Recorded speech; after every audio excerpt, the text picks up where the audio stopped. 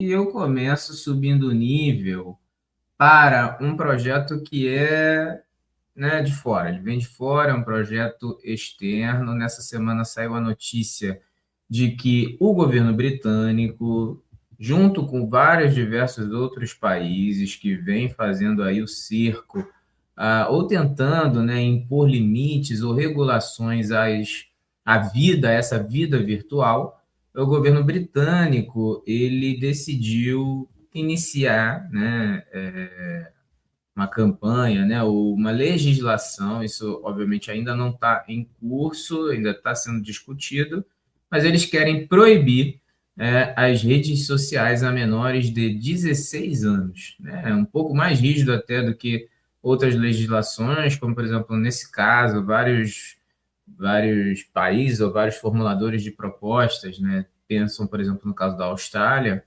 mas o Reino Unido aí, ele está tendo uma iniciativa um pouco mais rígida e, enfim, eu subo o nível para essa iniciativa, né? Bem aqui rapidinho, ó, o primeiro-ministro do Reino Unido, Keir Starmer, do Partido Trabalhista, anunciou na segunda-feira última, né, dia 15, a proibição do acesso às redes sociais a menores de 16 anos.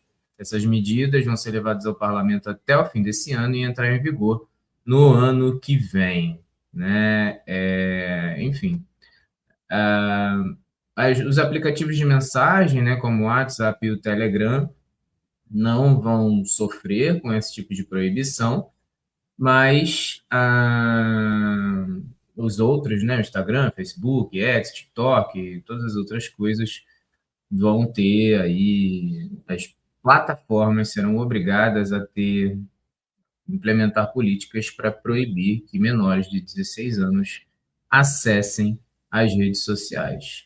Eu subo o nível, cara, porque a gente tem visto cotidianamente e reiteradamente o quão nocivo é esse acesso descontrolado de jovens nas redes sociais, né? O quanto é prejudicial, não só em termos coletivos, né, em termos sociais, mas até em termos individuais, quanto isso prejudica o desenvolvimento psicossocial dos jovens e adolescentes, né, cara? A gente que é adulto, que já tem uma formação, a gente que é de uma outra geração que não conviveu cotidianamente com os aparelhos telefônicos, os smartphones, né, essa coisa do celular ser quase parte do corpo, a gente não conseguir sair, ou, sabe, ter aquela sensação de que perdeu algo quando esquece o telefone, né? Aquela agonia de hoje de estar na fila de alguma coisa e esperar e não ter o telefone ali para olhar e checar a sua rede social. A gente não cresceu nesse ambiente, a gente que é adulto já percebe isso, né? Já percebe esse impacto. Eu, há um tempo atrás, conversava com colegas assim da dificuldade que eu tinha hoje de conseguir ler assim, tranquilamente um livro, né? O quanto que hoje era mais difícil, que eu começava a ler e na mente, né, essa coisa da concentração, eu já começava a pensar em a mensagem chegou, o que está acontecendo, aí eu para olhar o telefone, tinha que repetir a leitura do mesmo parágrafo umas duas, três vezes, a leitura ficava penosa, assim, então a capacidade de concentração era muito difícil e, enfim, né? Então, eu acho que é muito. Se para a gente já tem esse impacto, a gente consegue perceber muito claramente, que já somos formados, né? Imagina para uma criança, para um adolescente que é bombardeada cotidianamente por diversas informações, por fake news, né? O quanto que vários ambientes virtuais são ambientes de ódio, ambientes de formação de condutas de ódio, de comportamentos violentos. Então, assim, é óbvio que enquanto alguém que é um educador, sou um professor, acredito também que a gente deva educar os jovens para ter acesso a esse tipo de conteúdo, a saber estar nas redes sociais. Mas diante do caos, da emergência que hoje se coloca, né, eu acho que a proibição é sim uma iniciativa muito válida. E acho que aqui a gente devia começar a copiar, né? Aqui a gente viu o quanto que é difícil, o lobby dessas big techs é muito grande. A gente, ano passado e ano retrasado, em vários momentos já discutiu aqui sobre os PLs, né, de regulação das redes sociais, sempre vê um monte de gente, principalmente da extrema-direita, defender liberdade de expressão, para poder espalhar fake news e discurso de ódio. Mas, enfim, acho que mais um integrante no mundo a fazer um coro, uma força para que iniciativas desse tipo, né, de pensar ou de regular esse ambiente aqui, que é o virtual, para que ele também funcione ou opere como um ambiente real, né? É isso aí que você falou, cara, sobre perder a concentração e como que a síntese de leitura a gente vai, nesses nossos tempos, né, de muita aceleração, né, de muita conectividade, como é que a gente vai sendo minado por isso, é muito real.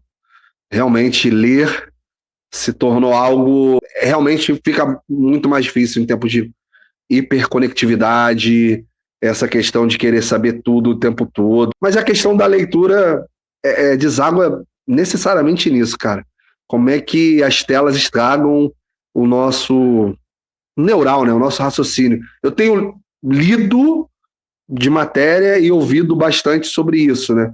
Sobre essa questão de como a gente delega ao chat GPT, como a gente já faz uma pesquisa, em vez de procurar, propriamente dito, entender algum assunto, a era dos resumos, né, do texto mais fácil, e a gente vai fazendo isso de maneira tão sutil de que a gente não força o próprio raciocínio.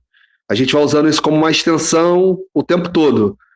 Não é só o dicionário que vai traduzir o que você está falando, né?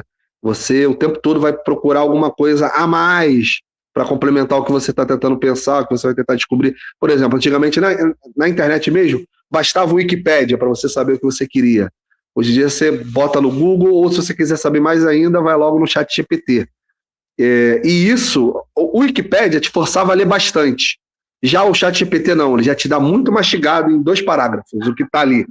Então, não parece, mas a gente vai se viciando pela facilidade. Complicadíssimo, cara. O Anderson está até botando uma opinião aqui, vamos ler. O Anderson, bom dia, cara. Eu acho que as pessoas leem muito hoje em dia. O problema é que elas não interpretam e veem só as manchetes da notícia. Isso aí é o problema. É, por exemplo, o espaço para grandes matérias hoje em dia em jornais online é um custo também. Eu leio uma grande matéria, assim. Eu saber que tem, sei lá, vou chutar aqui, né? 12 parágrafos uma matéria, talvez eu não leia até o final. Só se for um tema muito inédito ou algo que eu procurei. Se for uma coisa muito inédita, eu leio até o final. Muito inédita também, chamou minha atenção. Agora, se for algo que eu meramente sei do que se trata, eu não leio, não. Eu acho que a grande parada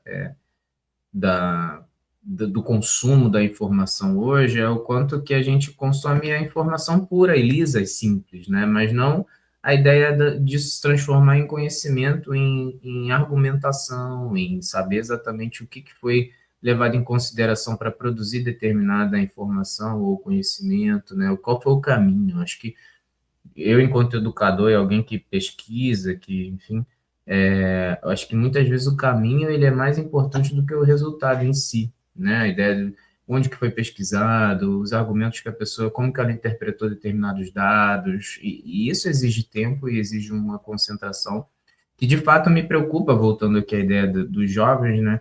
Na capacidade dos jovens, né? De fazerem esse caminho, né? De percorrer esse caminho da produção do conhecimento, porque hoje é muito fácil, você bota lá o que é isso, ele vai te responder. Mas qual o caminho É, que foi feito até chegar nessa informação, nesse conhecimento, né? A molecada hoje não sabe. E muitos não querem saber, porque já está ali o resultado, para que eu vou querer saber como é? Né? Eu acho que tem muito disso. Na verdade, a produção do conhecimento, para a gente, né, e até em termos de inteligência, a gente depende muito mais de entender como é o caminho do que do resultado em si. Então, isso que é. E por isso eu acho importante, né, a ideia da proibição.